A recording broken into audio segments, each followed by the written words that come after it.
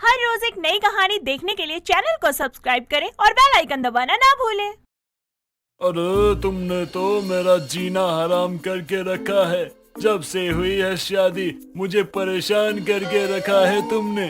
अरे हद होती है, जब देखो तब check check check check check check. अरे मुर्गा भी सुबह बांग देकर चुप हो जाता है, लेकिन तुम, क्या ही बोलूं मैं तुमको। अरे कर्म तो मेरे खराब थे जो तुम जैसा पति मेरे पल्ले पड़ा। मेरी माँ ने मुझे समझाया था कि बेटी, इस लड़के से तेरे बस 28 गुण मिलते हैं, थोड़ी रुक जा, तेरे लिए 36 गुणों वाला लड़का देख दूंगी। लेकिन मेरी हिम्मती मारी गई थी जो तुमसे शादी कर ली। हाँ हाँ ठीक है, देख लियो अपने बेटे के लिए 36 गुण वाली लड़की, करवा देना उसकी शादी।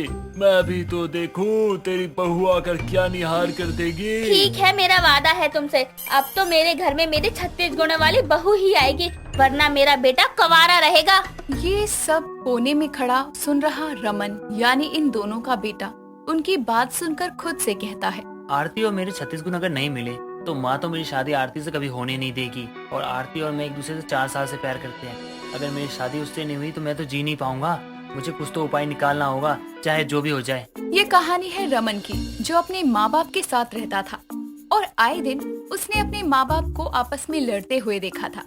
और अब तो उसकी माँ सोनम ये जिद करके बैठी थी कि वो अपने घर में 36 गुणों वाली बहू ही लाएगी। ये सब सोचकर परेशान होते हुए रमन अपनी प्रेमिका आरती से मिलने जाता है और जाकर उससे कहता है, यार मैं क्या करूँ, मुझे कुछ समझ में नहीं आ रहा। और एक मेरी माँ है, वो ठान कर बैठी है, उनको बहू तो 36 गुण वाली ही चाहिए। साफ साफ क्यों नहीं कहते रमन कि तुम मुझे भूल जाना चाहते हो।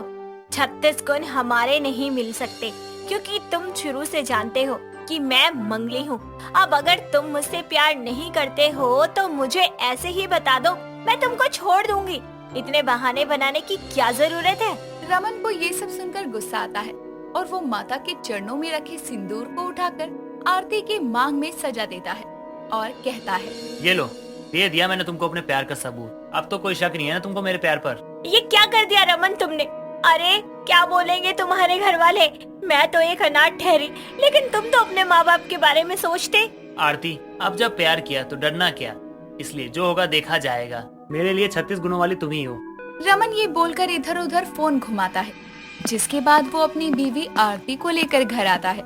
दोनों को देखकर उसकी माँ अपने पति को बुलाकर उसके आगे कहती है, देखो तुम्हारा बेटा क्या कर लाया, इसने तो मेरी नाक ही कटवा दी। सब जानते हैं कि मुझे 36 गुणों वाली लड़की चाहिए थी और ये इसको लेकर आया है, इसे शर्म नहीं आई।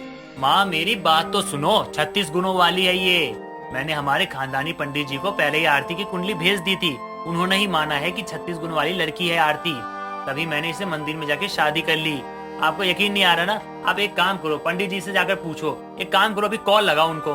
सोनम ये सुनकर अपने खानदानी पंडित को कॉल करती है और कॉल कट करने के बाद अपने बहू बेटे को गले से लगा कर कहती है, वाह वाह, देख रहे हो आनंद जी, मेरा बेटा है ये। इसकी माँ ने 36 गुणों वाली लड़की की मांग की थी और ये ले भी आया। जुग जुग जी मेरे बेटे, अब तुम दोनों जाकर आराम करो, थक गए होगे ना।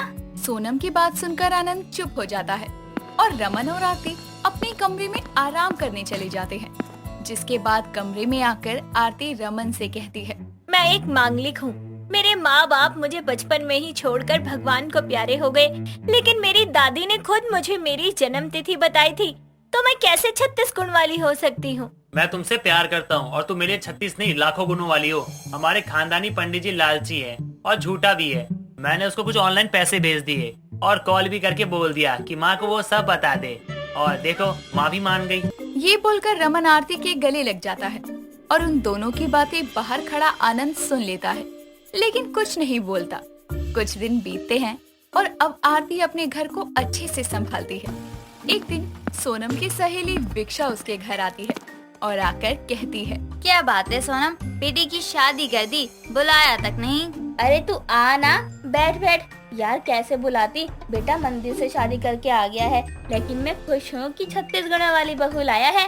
ऐसी बात है क्या? जरा मुझे भी तो मिला अपनी 36 गुणों वाली लड़की से। हाँ मिलवाती हूँ। अरे बहू, जरा 2 कप चाय और नाश्ता लेकर आना, मेरी सहेली आई है। सोनम की बात सुनकर आरती चाय नाश्ता लेकर आती है और उनके सामने रखती है, लेकिन आरती को देखकर विक्षा का गुस्सा 7वें आसमान पर पहुंच जाता है और वो कहती है, अच्छा तो ये है वो 36 गुणों वाली लड़की जो तेरे बेटे ने देखी है। हाँ यही है। क्यों, क्या परेशानी है? मुझे क्या परेशानी होगी? परेशानी तो तुझे ही होगी, क्योंकि ये कोई 36 गुणों वाली लड़की नहीं है, बल्कि इसमें तो कोई गुण ही नहीं है।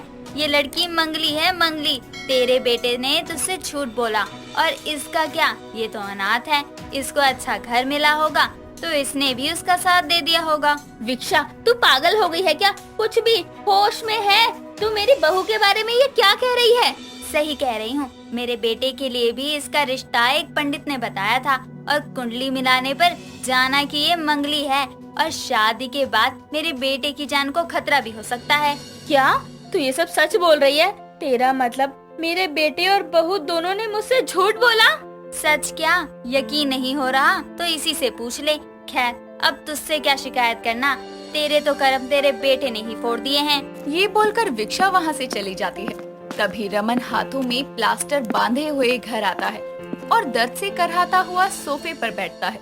तभी उसे इस हाल में देखकर सोनम गुस्से में अपनी बहू का हाथ पकड़कर उसे घर से निकालते हुए कहती है, निकल जा मेरे घर से, ये सब तेरी वजह से हो रहा है। तू मंगली है और तुझसे शादी करने की वजह से मेरे बेटे का हाथ टूट गया। ना जाने तू इस घर में रहेगी तो मेरे बेटे पर कितनी और मुसीबतें आएंगी। माँ जी, आप ये क्या कह रही है? मैंने क्या किया है? इसमें मेरी क्या गलती है? माँ जी, मेरा हाथ दर्द कर रहा है, छोड़िए मुझे।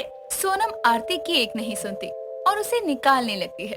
तभी रमन उठकर अपनी माँ को रोकता है और वहाँ आनंद भी आ जाता है। रमन बोलता है, बस करो माँ, मेरा हाथ टूटा है क्योंकि मैं बाइक तेज चला रहा था। इसमें इसकी क्या गलती है? और अच्छा हुआ कि आपको सच पता चल गया। मैं भी आपसे कुछ छुपाना नहीं चाहता था। और मेरी बीवी भले ही 36 गुणों वाली ना हो, लेकिन लाखों गुणों वाली है माँ। आज तक जब आपको सच्चाई नहीं पता थी तो ये आपके लिए सबसे अच्छी बहू थी, और अचानक से आपके लिए बुरी बन गई। आपको बहुत ज्यादा बुरी लगने लगी। क्यों माँ, क्यों? सुन रहे हो आनंद जी आप? इस लड़की के आने पर ये मेरा खुद का बेटा मुझसे ही जुबान लड़ा रहा है। अरे सब सुन रहा हूँ और देख भी रहा हूँ कि मुझसे हुई लड़ाई की जिद में आकर तूने अपने बेटे की खुशियों को नजरअंदाज कर दिया। क्या तुमको नजर नहीं आ रहा है कि तुम्हारे बेटे की खुशी आरती के साथ है? अरे गुण तो हमारी भी 28 मिले थे ना। सारी जिंदगी हमने बस लड़ाई ही करी, और इन दोनों को देखो कितना प्यार है इनकी आंखों में। माँ जी, मुझे माफ कर दीजिए, मैंने आपसे सच छुपाया। मैं रमन से बहुत प्यार करती हूँ। अगर मेरी वजह से उनको कुछ हो गया तो मैं खुद को माफ नहीं कर पाऊंगी, इसीलिए मैं ये घर छोड़कर चली जाती हूँ। नहीं आरती, अगर तुम ये घर छोड़कर जाओगी तो मैं भी जाऊंगा। ये सब सुनकर सोनम को उन दोनों के प्यार की समझ आती है और 36 गुणों वाली लड़की की तलाश को छोड़कर वो अपनी बहू को उसके खुद के गुणों के लिए अपनाती है, और उसके बाद वो अपने बर्ताव के लिए अपने बेटे और बहू के अलावा अपने पति से भी माफी मांगती है, जिसके बाद वो सब मिलकर खुशी से साथ में रहते हैं। दोस्तों, अगर आपको ये कहानी पसंद आई तो इसे लाइक करें, शेयर करें और कमेंट करके बताएं कि कहानी में आपको सबसे अच्छा क्या लगा।